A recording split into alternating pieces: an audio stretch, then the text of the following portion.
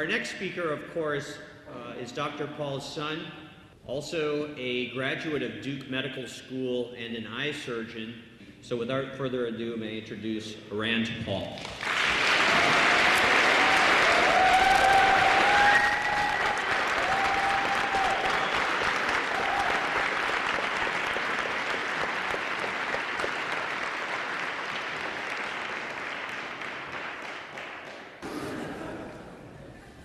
Reagan's advisors told him not to do it.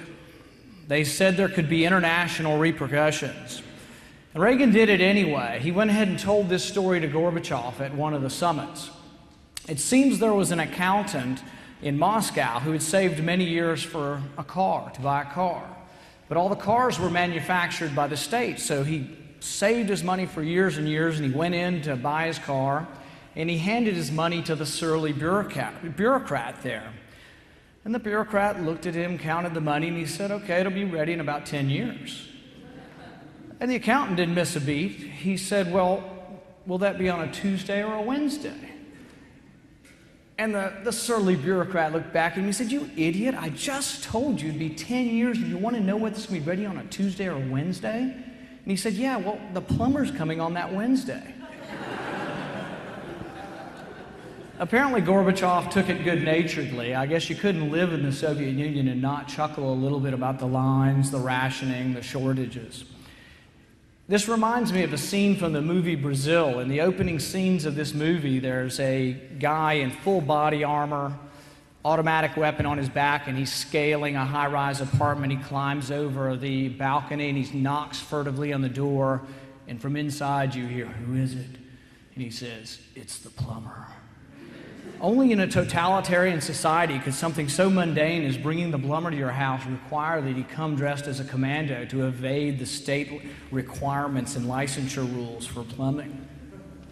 Well, many might say, well, that's just the Soviet communism. That's not America. That's some crazy novel or movie that you're talking about. But when I built my first house in 1996, I found out that the government was interested in everything. They were even interested in what kind of toilets I had in my house. It seems that I couldn't put a toilet in that had more than 1.4 gallons. We discovered pretty quickly that it doesn't work. If anybody's ever read Dave Barry, he's got lots of columns on this, and they're hilarious, but really not that funny if you own these toilets. Well, anyway, I was looking on the internet too long ago to see, well, what kind of response has the government made to this toilet crisis? Well, there is a response. There's an official bureaucratic response to the toilet problem. And he says, look, you flush twice and you get a plunger. Well, I guess anything above a latrine is fine for the government. And that's sort of what we get from government. Well, how did we get legislation that requires how much water is in your toilet? Well, it came about through the Clean Water Act of 1994. And what happens in Congress when you call something Clean Water Act? They're all afraid to vote against it because everybody's for clean water. So they stampede and they fall all over themselves to vote for things. They don't read the legislation. The legislation is hundreds of pages long, and you get things like this stuck in, and it takes us decades to try to remove onerous things that are stuck in these large bills. Government stampedes. Government has no true ideology. You look at the Patriot Act. The Patriot Act was given and foisted upon us in the hysteria after 9/11. Nobody reads it. It's printed up as they're voting. It's voted on at 2 in the morning. Not one person could have read the bill before it was voted upon. This kind of mass hysteria is sort of what pushes legislation. This most recent episode with the bailout, I think, was a classic example. Not only was there hysteria because something had happened in the marketplace, that this was about to happen, the government actually became the prime progenitor of the panic. Have you ever seen government being the leader of the panic? Every night, we're on the brink of disaster. Jon Stewart would make fun of this at night. He'd say, well, they didn't pass it last night, so we were on the brink. Now we must be on the brink of disaster. Every day we were pushed. They pushed so hard that it was inevitable that the day that we finally won a battle and we defeated the bailout that first day, the market went down 700 points. It did so because day after day after day, they said, we have to have this. The government led the panic, basically. what we find, the one consistent principle in these bills that are passed overwhelmingly and the pressure, the one consistent principle we have in Washington is that they lack principle. But I think that's where we come in. Where we come in is that there is an ideological vacuum in Washington.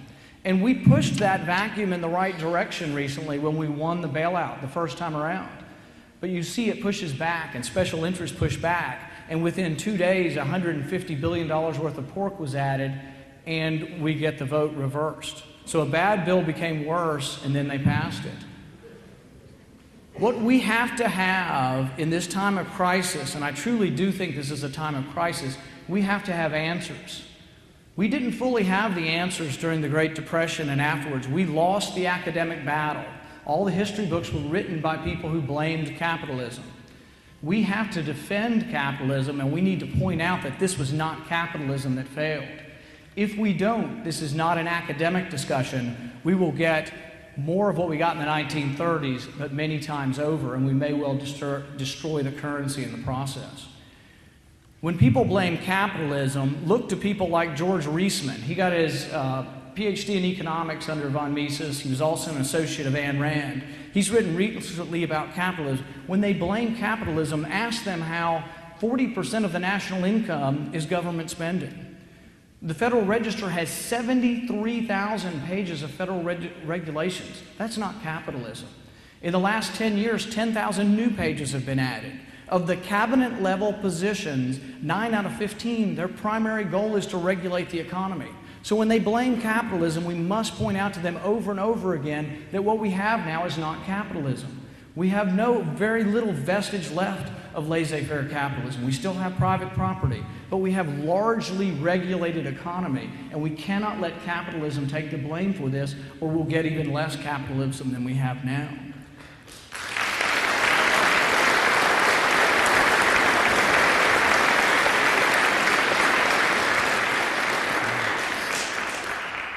The other thing that just infuriates me is they blame greed. Not that greed is a great thing to have, but it's a misdirection. It's a misdirection on blaming what went wrong, and it's an indirect way of blaming capitalism. What is greed? Greed maybe is an excess of self-interest. But what drives capitalism? Self-interest and profit. They are good things. When does self-interest become greed? That's sort of a subjective thing that we can decide, and we can criticize someone for being greedy, but it's a way of escaping the real argument of what happened in this crisis. How did all of the people in the mortgage industry just become greedy? Were they not greedy 5 years ago? Did people get a human failing all of a sudden out of nowhere and just become greedy? It's a ridiculous argument, but it's an argument that they used, and it's still in our history textbooks, our high school textbooks, our junior high textbooks. When they explain the American Depression, they say it was greed. It was greedy speculators. Hans Sennholz mentions this when he talks about the Depression. He was another PhD economist under von Mises, and he says greedy speculators were blamed for this, but no one looked at the details of what caused this. In this vacuum, where Congress has no ideology, where people have no ideology, we must provide the answers for why this occurred, but we must not let them blame it on capitalism or greed. The other thing they blame, and this was in the airport when I came through, Condé Nast magazine, greed and stupidity caused the crisis. Well, the same question, how did people all of a sudden become stupid all at one time? In just one segment of the economy, the housing industry, they all became stupid. No, they based their decisions in a rational manner. They based their decisions on profit. But why did they loan money to somebody who had a $120,000 house and had no down payment? They did it because they watched the price curve of homes. Since the Depression, the price curve had been gradually rising for 60 some odd years. And then about 5 years ago, the price curve went up exponentially. So prices were rising so fast on houses that you could buy a $120,000 house with no money down, and a year later, it was worth $160,000. Magic, you've got $40,000 worth of equity now. And they did it based on that you can loan as long as that curve goes up. You can keep loaning money and to even more risky loans. You can do it as long as the price curve goes up. But once the price curve reversed, that's when we had the problem. Now, why was the price curve going up? We have to acknowledge that the price curve was going up, and we need to explain to these people is because interest rates were kept low. They were kept artificially below what the marketplace does. In a free market, the interest rates are going up and down all the time based on the demand for capital. I like to think of interest rates the way we think in biology of a term called homeostasis. This is a maintenance of balance. When you eat, your blood sugar rises, your pancreas kicks out insulin, and your blood sugar comes down. It's a homeostatic sort of level. Insulin is kind of like interest rates in the sense that if interest rates had risen naturally after the dot-com crisis and there'd been a recession and interest rates had risen to 7 or 8, it would have dampened the housing market because the housing market's highly dependent on interest rates. But when you artificially keep the interest rates at a certain level for a period of time, you create the boom and bust cycle. And interest rates, as well as the creation of credit through the Federal Reserve, are the prime ways that these boom and bust cycles begin. So they blame capitalism, they blame greed, they blame stupidity. They also blame something called liquidity, lack of liquidity. Liquidity is sort of a code word. Liquidity means we don't have enough inflation. We need more money, okay? Anna Schwartz wrote several of the textbooks with Milton Friedman. She wrote The Monetary History of the United States, and she's like 92, 93 years old, but very with it. They interviewed her recently in the Wall Street Journal. She still goes to her office every day in New York. And she said, Bernanke's got it completely wrong. He's fighting the wrong war. He's still fighting the last war, the Great Depression. He read my book and got it all wrong. The Great Depression, people did take money out of banks and they stuck it in their mattresses. So there was truly liquidity problems. There was not enough money out there for things because they stuck it in their mattress. But this time around, they didn't stick it in their mattress. They stuck it in government bonds. So people went out of the stock market and they went to the safest thing they could. So afraid are people now that they're buying bonds with 0% interest. There's even stories of people buying bonds with less than 0% interest. That is fear, and the fear is out there. But it's not liquidity. She says it's a crisis in the confidence of the asset sheets of commercial companies, commercial paper. They don't trust the commercial assets, because these people hold derivatives, and they hold these derivatives of mortgages. But the only answer to this is someone needs to sort out the price of things. Someone needs to sort out the price of these derivatives. Only the marketplace can do that. One of the most idiotic notions that was presented in the presidential campaign was McCain saying he would buy all of these mortgages at face value. That is ridiculous. Not only ridiculously expensive, but just bad economics to buy things that are not being valued, to buy them at an overvalued price. Only the marketplace can determine this, and that is one of the answers to this crisis. But we're delaying that because we're bailing all these people out and we're pushing off the ultimate determination of what these derivatives and these mortgages are worth. Also blamed for this crisis has been deregulation. In 1999, Phil Gramm pushed through legislation that the media will tell you is to repeal Glass-Steagall Act, which was an act during the 1930s to regulate what banks could do and how big they could become in branch banking. But when this legislation came up, there were those in Congress who said, if you wanted to repeal it, you could have done it in one page. But it became a 900-page bill, and it became very complicated, and it became what many people described as re-regulation of the market. It wasn't deregulation of the market, it was re-regulation in the sense that it created this whole new arena of derivatives and a market for derivatives. But it wasn't something the market created, it was something that was created through legislation. So in the time of crisis, we cannot accept and we cannot let the pundits tell us that it was capitalism, that it was lack of liquidity, greed, stupidity, lack of regulation. We need to be there, and I think we can as a movement. The one place we own is the internet. You know, we can do great things on the internet. We cannot get on the nightly news, but we can do great things on the internet. And we need to be out there with this information. And it's the only way we can truly get to a point where instead of the Great Depression being blamed on capitalism, or this being blamed on capitalism, and we get more socialism, we can explain that really the root out of this is freedom, liberty, and the free marketplace.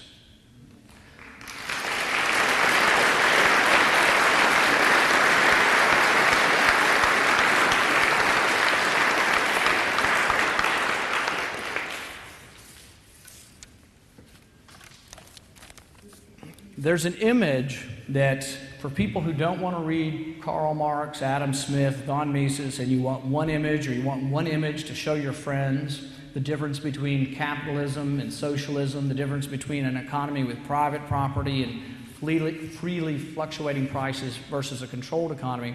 And it's called The Two Koreas at Night. Some of you have probably seen it. It's a satellite photo. And it's a wonderful photo because when you beam a satellite down and you look at a country from outer space, you can see all of the electricity, just the lights are coming up in brilliance. And when you look at South Korea, the whole southern part of the peninsula is just one big, huge light bulb. And you look across the demilitarized zone, you look to Pyongyang, and it looks like there's one light bulb on in North Korea. I mean, the stark difference between capitalism and socialism. And it's what we need to keep saying, and capitalism shouldn't be a dirty word, profit can't be a dirty word. We need to tell people that this is what drives the economy and that it provides the greatest good for the greatest amount of people. I mean, you can be a humanitarian and believe in socialism and you see poverty and lines and shortages, or you can be a humanitarian and believe in capitalism and see the results that it can bring. I would say that, a few years ago, this might all just be an academic discussion, but I think it's more profound now and more immediate.